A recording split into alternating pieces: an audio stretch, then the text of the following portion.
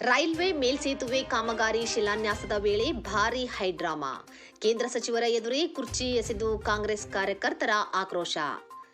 Railway ಮೇಲ್ಸೇತುವೆ ಕಾಮಗಾರಿ ಶಿಲಾನ್ಯಾಸದ ವೇಳೆ ಶಿಷ್ಟಾಚಾರ ಉಲ್ಲಂಘನೆ ಆಗಿದೆ ಎಂದು ಆರೋಪಿಸಿ ಕಾಂಗ್ರೆಸ್ ಹಾಗೂ ಬಿಜೆಪಿ ಕಾರ್ಯಕರ್ತರ ನಡುವೆ ಹೈಡ್ರಾಮಾ ನಡೆದಿರುವ ಘಟನೆ ಕೊಪ್ಪಳ ಜಿಲ್ಲೆಯ ಹಿಟ್ನಾಳ್ ಗ್ರಾಮದಲ್ಲಿ ನಡೆದಿದೆ. ಶಿಷ್ಟಾಚಾರ ಉಲ್ಲಂಘನೆಯಾಗಿದೆ ಎಂದು ಆರೋಪಿಸಿ ಕಾಂಗ್ರೆಸ್ ಕಾರ್ಯಕರ್ತರು ಕೇಂದ್ರ ಸಚಿವ ವಿ ಸೋಮಣ್ಣ ಎದುರೇ ಕುರ್ಚಿಗಳನ್ನು ಎಸೆದು ಆಕ್ರೋಶ ವ್ಯಕ್ತಪಡಿಸಿದ್ದಾರೆ.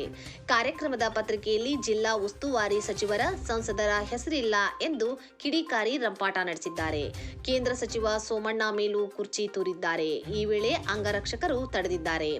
ಇದರಿಂದಾಗಿ ಕೆಲ ಕಾಲ ಕಾರ್ಯಕ್ರಮದಲ್ಲಿ ಗೊಂದಲದ ವಾತಾವರಣ ಸೃಷ್ಟಿಯಾಯಿತು. ಈ ವೇಳೆ ಸುದ್ದಿಗಾರರೊಂದಿಗೆ ಮಾತನಾಡಿದ ಕೇಂದ್ರ ಸಚಿವ ಸೋಮಣ್ಣ, ಯಾವುದೇ ಶಿಷ್ಟಾಚಾರ ಉಲ್ಲಂಘನೆಯಾಗಿಲ್ಲ. ಆದರೂ ಯಾಕೆ ಕಾಂಗ್ರೆಸ್ ಕಾರ್ಯಕರ್ತರು ಗಲಾಟೆ ಮಾಡಿದ್ದಾರೆ ಗೊತ್ತಿಲ್ಲ. ಎಲ್ಲರ ಹೆಸರು ಆಮಂತ್ರಣ ಪತ್ರಿಕೆಯಲ್ಲಿದೆ. 27 ಕೋಟಿ ರೂಪಾಯಿ ವೆಚ್ಚದ ಹಿಟ್ನಾಳ್ ಮುನಿರಾಬಾದ್ ಗಿಡಗೇರ ಮೇಲ್ಸೇತುವೆ ಕಾಮಗಾರಿ ಸಂಪೂರ್ಣ ಕೇಂದ್ರ ಸರ್ಕಾರದ ಹಣದಲ್ಲಿ ನಡೆಯಲಿದೆ ಎಂದರು. ಶಾಸಕರಿಗೆ, ಲೋಕಸಭಾ ಸದಸ್ಯರಿಗೆ ಕಲ್ಲು ಇಲ್ಲಿದೆ, ಕಲ್ಲು ಇಲ್ಲಿದೆ, ಕಲ್ಲಲ್ಲಿಲ್ಲ, ಅಲ್ಲಿ ಕಲ್ಲಿರೋದು ಇಲ್ಲಿ, ಇಲ್ಲಿ ಕಲ್ಲಾಗ್ತಾ ಇರೋದು ಇಲ್ಲಿ. ಅಲ್ಲಿ ಪೂಜೆಗೆ ದೇಶದ ಪ್ರಧಾನಮಂತ್ರಿಗಳು ಹಿಂದೆಲ್ಲ ಅದು ದೇಶದ ಅದು ಅರ್ಥ ಮಾಡ್ಕೋಬೇಕು ನಾವು. ದಯವಿಟ್ಟು ನಾನ್ ತಪ್ಪು ತಿಳ್ಕೊಂಡಿದ್ದು, ಎಲ್ಲೂ ಕೂಡ ಕಲ್ಲಿಗೆ ಹೆಸರು ಹಾಕಿಲ್ಲ ಅಂತ, ಪ್ರತಿಯೊಂದು ಹೆಸರು ಕೂಡ ಹಾಕಿದೆ. ರೈಲ್ವೆ ಇಲಾಖೆಯಲ್ಲಿ ಪೂಜೆ ಮಾಡ್ತಾ ಇದ್ದಾರೆ. ಅಲ್ಲಿ ರಾಷ್ಟ್ರದ ಪ್ರಧಾನಮಂತ್ರಿ ಒಬ್ಬರನ್ನ ಹೊರತುಪಡಿಸಿದ್ರೆ ಇನ್ಯಾರಿಗೂ ಫೋಟೋ ಬರೋದಿಲ್ಲ. ಎಲ್ಲಿ ಕಲ್ಲಿಗೆ ಸ್ಪ್ರೇವರ್ಗೆ ಎಲ್ಲರಿಗೂ ಕಲ್ಲಿರ್ತಾರೆ. ಅರ್ಥ ಮಾಡ್ಕೊಂಡ್ರೆ ಮಾಡಬೇಡಿ. ಹಿಟ್ನಾಳ್ ಸಾಹೇಬ್ರಿಗೆ, ಕಂಗಡಿಗೆ ಅವರಿಗೆ ನನ್ನ ಮನವಿ ಇಷ್ಟೇ, ಭಾರತ ಸರ್ಕಾರ ಅಭಿವೃದ್ಧಿ ಮಾಡುವಾಗ ನಿಮ್ಮ ರಾಜ್ಯ ಸರ್ಕಾರದ ₹1 ಕೂಡ ನಾವು ಕೇಳಿಲ್ಲ. ಈ ಎಲ್ಲ ಹಣವನ್ನು ಕೂಡ ನಿಮ್ಮದು ಹೆಸರು ಹಾಕಿದೆ. ನೀವು ಕೂಡ ಇಲ್ಲಿದ್ದೀರಿ. ಉಸ್ತುವಾರಿ ಮಂತ್ರಿಗಳಿದ್ದಾರೆ, ಲೋಕಸಭಾ ಸದಸ್ಯರಿದ್ದಾರೆ, ಶಾಸಕರು ಕೂಡ ಇದ್ದಾರೆ. ಇದನ್ನ ನೀವು ಅರ್ಥ ಮಾಡ್ಕೊಳ್ತೇ ಹೋದ್ರೆ ನಾನೇನು ಮಾಡಕ್ ಆಗೋದಿಲ್ಲ. ಒಂದು ಕಾನೂನು ಪ್ರಕಾರ, ನಿಮ್ಮ ಕಾಯ್ದೆ ಪ್ರಕಾರ ತಂಗಡಿಗೆ ಸಾಹೇಬ್ರನ್ನ ನಾವು ವಿನಂತಿ ಮಾಡ್ತೀನಿ, ಬಂದು ಅಲ್ಲಿ ಕಲ್ಲು ನೋಡಿ. ನಾವು ಕಲ್ಲಾಕಿದ್ದಾರೆ ಅಂತ ನೀವು ಹೇಳಿದ್ರೆ ತಿಳ್ಕೊಂಡಿದ್ದೆ. ಕಲ್ಲಾಕಿರೋದ್ರೊಳಗೆ ಎಲ್ಲರಿಗೂ ಹೆಸರಿದೆ.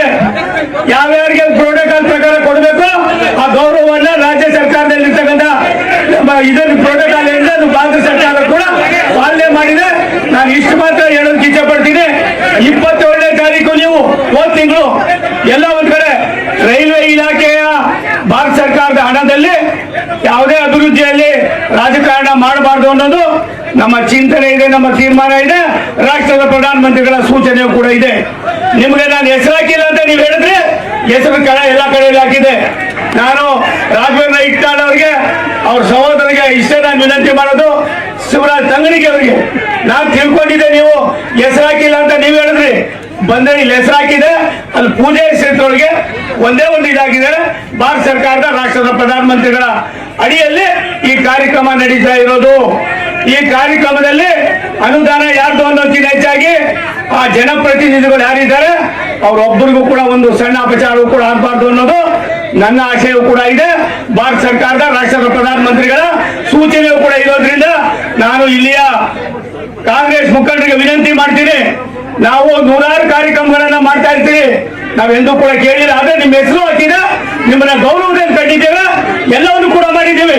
ಎಲ್ಲ ಬಂದು ಏನೋ ಮಾಡ್ತಕ್ಕಂಥದ್ದು ನಿಮ್ಗೆ ಅಲ್ಲ, ಆಗ್ಲಿಲ್ಲ. ಇದು ನಿಮ್ ತೀರ್ಮಾನ.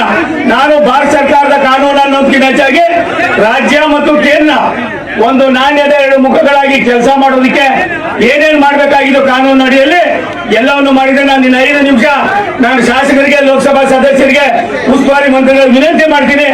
ದಯಮಾಡಿ ತಾವು ಈ ಕಾರ್ಯಕ್ರಮದಲ್ಲಿ ಪಾಲ್ಗೊಳ್ಳಿಲ್ಲ ಅಂದ್ರೆ ನನಗೇನು ಬೇಸಿಗೆ ಇಲ್ಲ, ನನಗೇನು ರಾಶಿ ಇಲ್ಲ. ಆದ್ರೆ ಇವೆಲ್ಲವನ್ನು ಕೂಡ ಪೊಲೀಸರು ತಮ್ಮ ಕರ್ತವ್ಯವನ್ನ ತಾವು ಮಾಡೋದಕ್ಕಿಂತ ಹೆಚ್ಚಾಗಿ ಅನಾವಶ್ಯಕವಾಗಿ ಇಶ್ಯೂ ಮಾಡಕ್ ಹೋಗ್ಬೇಡಿ. ಇದರಿಂದ ಈ ಕ್ಷೇತ್ರಕ್ಕೆ ಅನಾನುಕೂಲ ಆಗ್ತಕ್ಕಂಥದಕ್ಕೆ ಅವಕಾಶ ಕೊಡಬೇಡಿ. ಭಾರತ ಸರ್ಕಾರ ನೀವು ಕೊಟ್ಟಿರ್ತಕ್ಕಂಥ ಯಾವುದೇ ಒಬ್ಬ ಲೋಕಸಭಾ ಸದಸ್ಯರಿಗೆ ಅವ್ನು ಯಾವ ಪಾರ್ಟಿ